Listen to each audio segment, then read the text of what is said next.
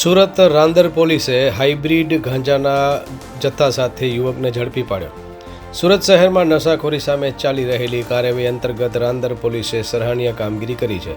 મળેલ બાતમીના આધારે સુરત શહેરના રાંદેર વિસ્તારમાં પાલનપુર પાટિયા મશાલ સર્કલ પાસે જાહેર રોડ પરથી હાઇબ્રિડ ગાંજાના જથ્થા સાથે એક આરોપીને મુદ્દામાલ સાથે ઝડપી પાડવામાં આવ્યો છે. પકડાયેલા આરોપીનું નામ ચારવાડ જનકભાઈ ભટ્ટ, ઉંમર વર્ષ 27 છે. તેનો મૂળ રહેવાસી તિરુમાલા એપાર્ટમેન્ટ, મણિયાણા શેરી, મહિધરપુરા, સુરત શહેરનો છે. જ્યારે હાલ તે ગંગાનગર સોસાયટી પાલનપુર પાટિયા અડાજણ વિસ્તારમાં રહેતો હોવાનું જાણવા મળ્યું છે.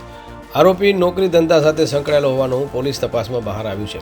પોલીસે આરોપી પાસેથી વનસ્પતિજન્ય માદક પદાર્થ હાઇબ્રિડ ગાંજો વજન 225.87 ગ્રામ, કિંમત ₹6,77,610, મોબાઈલ ફોન નંગ 1, કિંમત ₹8,000, સિલ્વર કલરની ઇન્ફિનિટી ઇલેક્ટ્રિક મોપેડ અંદાજિત કિંમત ₹30,000, પ્લાસ્ટિકની સફેદ થેલી, જીલપોક થેલી તથા ઓસીબી પેપર નંગ 4, આ રીતે કુલ મળીને ₹7,15,610 મુદ્દા માલ કબજે કરવામાં આવ્યો છે.